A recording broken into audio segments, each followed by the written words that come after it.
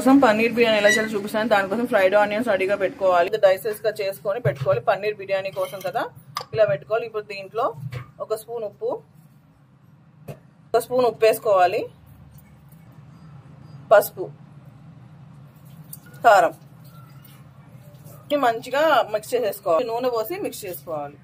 Oil కలిపేసేసుకొని పక్కన పెట్టుకోవాలి. బాస్మతి బియ్యాన్ని ముందే 1 అవర్ ముందు నానబెట్టుకోవాలి. ఇప్పుడు నానబెట్టి పక్కన పెట్టుకోవాలి. ఆయిల్ పోసుకోవాలండి. కొంచెం ఆయిల్ పోసాను, ఇంకొంచెం ఆయిల్ పోసుకోవాలి. చాలు. ఆల్రెడీ నేను ఫ్రై ఆనియన్స్ వేపిన ఆయిల్ అనమాట, అది వేసుకోవాలి. ఇలాంటి హోల్ మసాలా అండి, హోల్ బిర్యానీ మసాలాలన్నీ వేసేసుకొని ఆయిల్ వేసేసుకోవాలి. ఒక ఉల్లిపాయ సన్నగా కట్ చేసుకొని పచ్చిమిర్చి వేసుకోవాలి.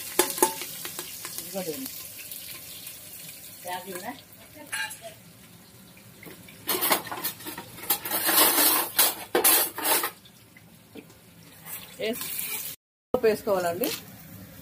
ఒకసారి కలిపేసుకోవాలి. ఇప్పుడు వేగిపోయింది కదండి. ఇప్పుడు కొత్తిమీర, పుదీనా వేసేసుకోవాలి. యాక్చువల్లీ పుదీనా ఏంటంటే మాకు ఆ రోజు ఎక్కువ వచ్చింది అనమాట. ఎక్కువ ఉందని చెప్పి మా అత్తయ్య గారు దాని అలా డ్రై స్టోర్ చేశారు. సో పుదీనా మనకి ఎంత కాలమైనా సరే వాసన పోదు, ప్లస్ మళ్ళీ ఏంటంటే చాలా రోజులు నిలవ ఉంటుంది అనమాట. మంచిగా కలిపేసుకోవాలి. కలిపేసుకొని మనకి అంతా వేగిపోయిన తర్వాత టమాటా ప్యూరీ వేసుకున్నాం. టమాటా ప్యూరీ వేసేసుకోవాలండి.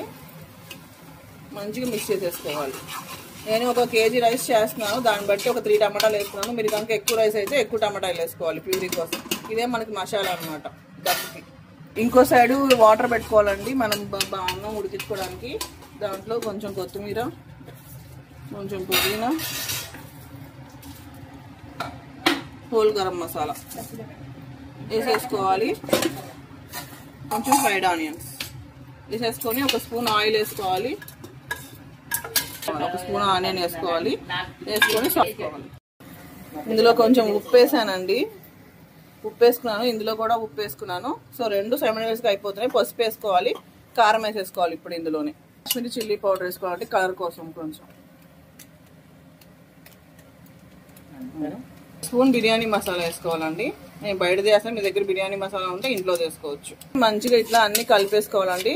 ఇప్పుడు పెరిగేసుకోవాలి. మనకి ఆయిల్ ఇలా బయటికి వస్తుంది చూసారా, అప్పుడు మనం పెరిగేసుకోవాలి. మంచిగా పెరుగుని బీట్ చేసేసుకొని ఈ మసాలా చూసారా ఎంత బాగా కనబడుతుంది, ఈ మసాలాలో వేసేసుకోవాలి. మిక్స్ చేసేసుకోవాలి. మళ్ళీ మనకి ఆయిల్ అన్నది సపరేట్ అవ్వాలన్నమాట. అప్పుడు ఆయిల్ అనేది సపరేట్ అవ్వాలి. అప్పుడు వరకు తిప్పుతానే ఉండాలి. ఆయిల్ సపరేట్ అయ్యే వరకు అటు పెట్టాలి. ఆయిల్ అనేది సపరేట్ అయ్యింది. ఇప్పుడు మనం ఏం చేస్తున్నామంటే పన్నీర్ని మ్యారినేట్ చేసి పెట్టుకున్న పన్నీర్ ముక్కల్ని వేసేసుకోవాలి. ఎక్కువ కదపకూడదండి, ఇరిగిపోతాయి. లైట్ కలుపుకోవాలి. ఇట్లా మనం సెట్ చేసేసుకొని ఆయిల్ మీకు కనపడుతుంది కదా, ఇంకా అంతే ఆపేసేసుకోవాలి. ఇంకా అయిపోయింది. దీన్ని మనము ఇక్కడ రైస్కి వాటర్ పెట్టుకున్నాం కదా, రైస్ బాయిల్ అయ్యాక నేను చూపిస్తాను. మళ్ళీ ఉడికిపోయిందండి. 90% ఉడికిపోయిన తర్వాత ఇందులో వేసేసుకోవాలి లేయర్. మంచిగా అంతా పోసేసుకున్నాం కదండి. నేను మొత్తం అన్నం వేసేసుకున్నాక ఇలా ప్యాన్ పెట్టుకోవాలి ప్రీ హీట్ కోసం. ఇప్పుడు మనం వంచుకున్న వాటర్ ఉన్నాయి కదా, అందులోంచి ఒక చిన్న కప్పు తీసుకోవాలి. ఎందుకంటే పైన మరీ తడి ఆరిపోకుండా ఒక కప్పు పోసుకుంటే సరిపోతుంది. ఆల్రెడీ 90% ఉడికిచ్చేసాం కాబట్టి ఎక్కువ వాటర్ అవసరం లేదు.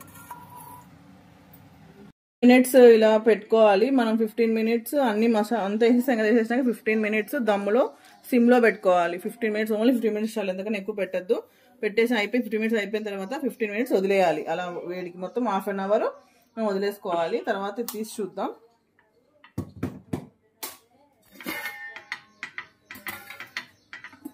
చూసారు కదా మంచిగా రైస్ ఎంత బాగా ఉడికిందో కనబడుతుంది కదా, పర్ఫెక్ట్. మీకు అడుగును కూడా చూపిస్తాను తీసి. ఇదిగోండి perfect biryani, paneer biryani. My favourite. మా అమ్మాయికి పన్నీర్ అంటే ఇష్టం, అందుకే పన్నీర్ చేశాను. పర్ఫెక్ట్ బిర్యానీ.